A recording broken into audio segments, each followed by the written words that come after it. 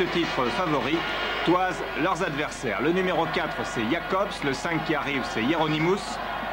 À l'aile droite, c'est Milewski. Un début rapide des Allemands, donc très confiant, bien entendu, 8 jours après le match Allemagne-France. Un premier tir de Jacobs et un premier corner. Jacobs va tirer ce corner et on attend, bien entendu, la première tête de Hrubesch.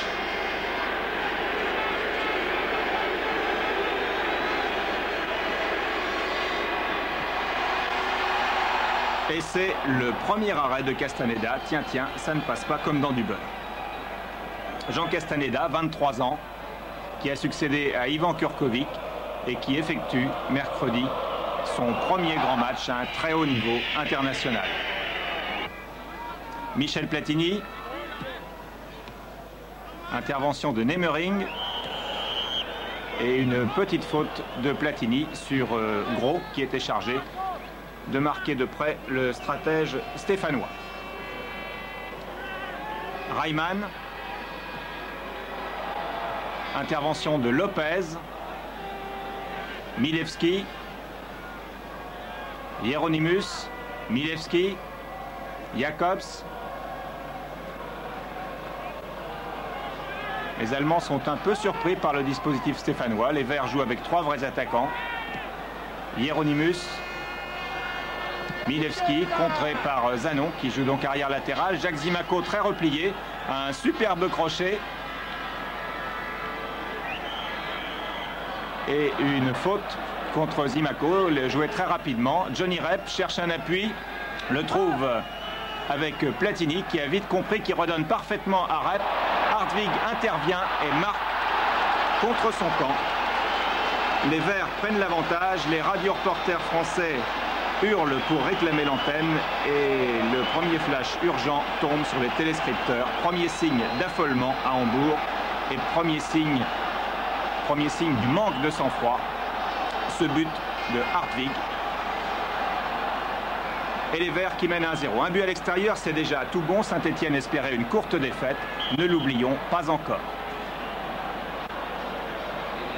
Gros, Manfred Kals, qui avait été éblouissant contre la France une semaine plus tôt. Jacobs.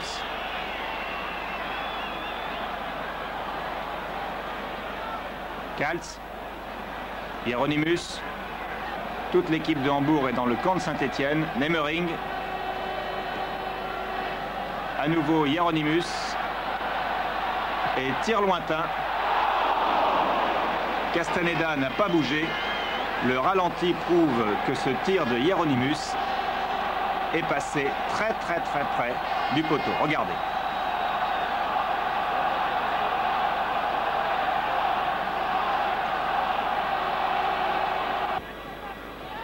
Et toujours Hambourg à l'attaque. Et là, un marquage, un pressing des attaquants de Saint-Étienne. Vous avez vu Paganelli, Zimaco. Mais c'est Idien qui est en possession du ballon. Qui trouve Nemering. Nemering et son pied gauche. La tête de Hrubesch. Non, c'est celle de Gardon qui était chargée de marquer Hrubesch. Et un tir de Reimann.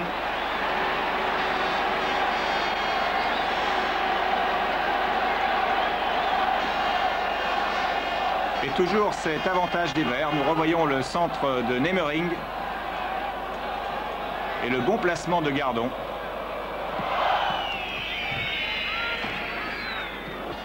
Qui avait fort bien analysé le jeu de Hrubesch. Une touche jouée par Hambourg, récupérée par Milewski, Kals, toujours très offensif. Aux prises avec Zanon et petite faute de Zanon sur Kals. Et si vous vous souvenez du match Allemagne-France, Max Bossis avait commis le même genre de faute sur Kals. Et si vous vous souvenez toujours de ce match, eh bien sur ce coup franc qui était situé au même endroit, Kals avait trouvé la tête de Hrubesch qui est là. Et Hrubesch avait marqué. Alors on s'attend à un remake. Et ce n'est pas le cas. Bien au contraire, les Verts se dégagent très vite avec Zimaco, Paganelli.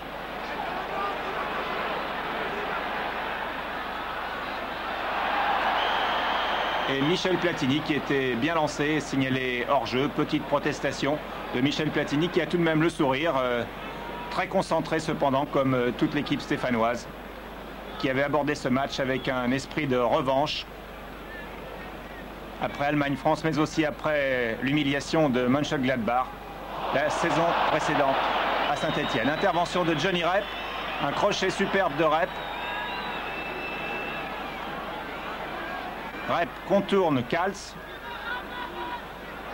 Et c'est une faute de Jacobs sur Johnny Rep à 20 mètres environ du but de Koitka. Du bon côté pour Platini. Un coup franc en position de rêve. L'arbitre britannique qui a toujours des difficultés à faire placer le mur à 9,15 m. Coup franc direct. Johnny Rep vient bavarder, ça fait partie de ses habitudes aussi. Et je vous laisse regarder ce coup franc de rêve et ce coup de pied de rêve de Michel Platini.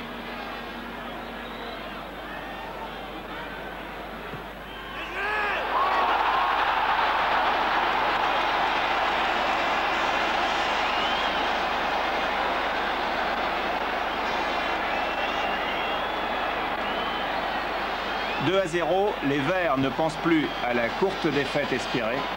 Au pire, ils envisagent maintenant le match nul. »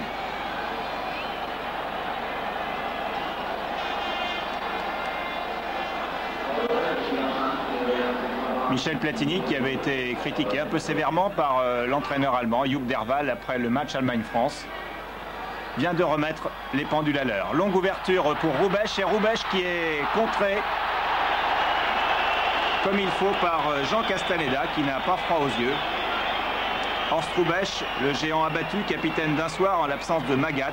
Hrubesch qui commence à avoir de drôles de pensées en tête. Une heure plus tard, la télévision allemande parlera de mercredi noir pour Hambourg. Cependant, à cette heure-là, c'est-à-dire à la 30e minute, rien n'est définitivement perdu pour l'équipe de Hambourg. Idien. Memmering à nouveau, qui comme de bien entendu cherche et trouve son pied gauche et cherche la tête de Hrubesch. Il trouve Milewski, c'est le plus petit des attaquants, pas mal, mais insuffisant.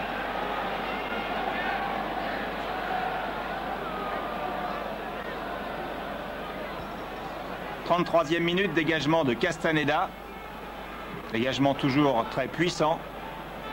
Hieronymus. Et regardez les attaquants de Saint-Étienne, ils montent très vite sur leur défenseur, crochet de Paganelli, Platini arrive à droite, tir instantané et déviation de Koitka.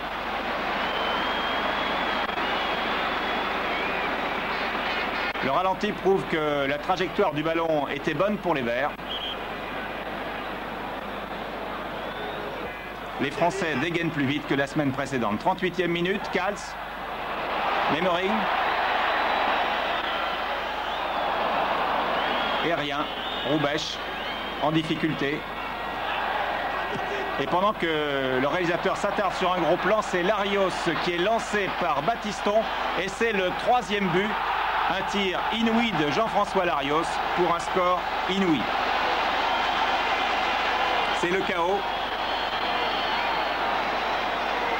Jean-François Larios, 24 ans, né à Sidi Bel Abbès, venu au football dans son Béarn, ensuite à Pau, et qui fait partie aujourd'hui du carré d'as des meilleurs joueurs français.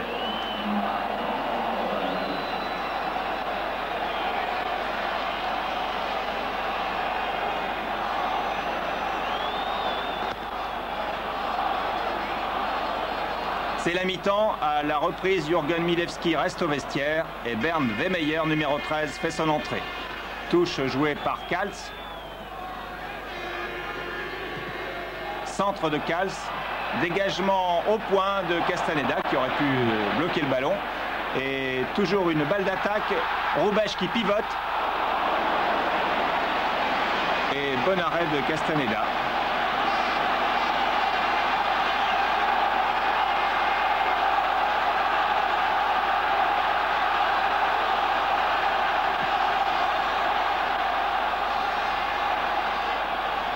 Toujours les longs dégagements du gardien de Saint-Étienne. Un contre de Larios, une bonne balle de Platini pour Paganelli, une bonne balle pour Zimaco qui brûle la politesse à Hieronymus et l'arbitre siffle la première faute de Hieronymus à l'intérieur des 18 mètres. Ce sera cette fois un coup franc indirect puisque l'arbitre laisse le bras tendu vers le ciel. Tir de Zanon du pied gauche. Sans complexe, le jeune Jean-Louis Zanon qui a fait ses débuts dans la région de Montauban. Et toujours les Verts à l'attaque, qu'ils ont maintenant bien le match en main. Michel Platini pour Larios.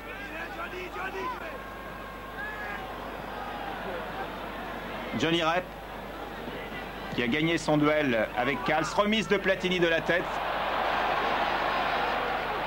Ballon récupéré par Platini qui va faire un petit pont à Kals. Hop là.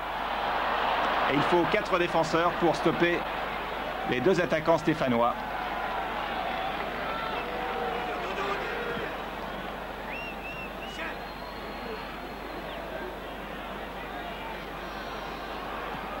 Memmering, Idien, toujours 3-0. Et des Verts très sereins. Michel Platini. Une bonne balle pour Zanon. Regardez l'exploit technique de Zanon. Dommage qu'il rate sa reprise, ou plutôt qu'il préfère chercher Paganelli qui arrive un peu tard. Et Idien qui frappe le sol. Qu'est-ce qu'on a fait au bon Dieu? Longue touche de Kals, une tête de Roubèche, mais quand ça ne veut pas passer, ça ne passe pas.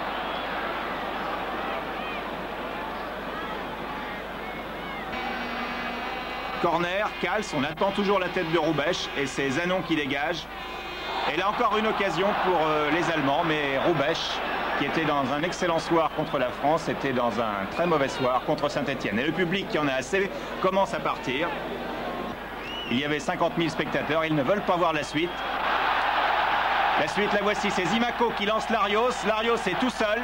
Il va marquer le 4e but, mais non, car il est considéré comme hors-jeu. Difficile sur ces images de le juger.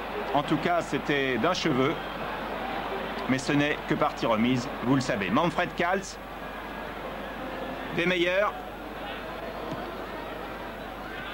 Roubèche, Gros, Memmering, Gros, Platini, très replié, relais avec Larios, Platini et Battiston qui attend le dernier moment, qui a bien vu Zimaco. Et Zimaco file le long de la touche, brûle la politesse. Jacobs cherche quelqu'un au centre, lève la tête, il ne voit personne et il tire tout simplement du pied gauche. Le réalisateur est surpris, c'est un but d'acrobate signé Jacques Zimaco. Un but que nous allons beaucoup mieux voir avec la caméra située derrière les filets de Koitka. Un but du pied gauche. Le ballon va rebondir sur le poteau d'en face. Et quand ça rigole, tout marche bien.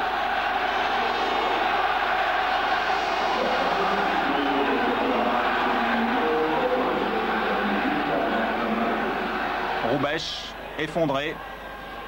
Et à 3 minutes de la fin, après cette attaque allemande, Michel Platini ridiculise une équipe qui, il faut le dire, a perdu son âme. Passe de Castaneda, Platini traverse tout le terrain, balle au pied, tranquillement. Tire et marque. Platini a marqué sur passe de Castaneda.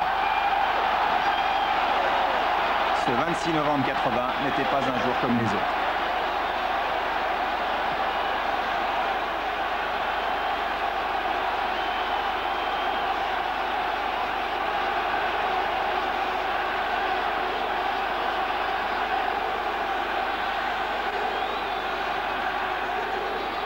Les Verts euphoriques ne réalisent pas bien encore ce qui leur arrive. Et les Blancs et Rouges ne comprennent plus rien. Ils ratent tout, y compris cette dernière balle sur centre de Niemeyer dans les pieds de Roubèche.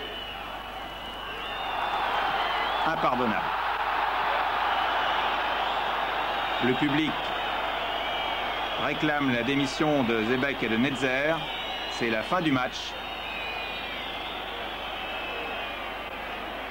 Hambourg s'est rattrapé ce soir en championnat en gagnant 3-1. Le football, la Coupe d'Europe en particulier, c'est bien un monde à part, même si les Verts, après coup, trouvent des explications à ce 5-0 historique.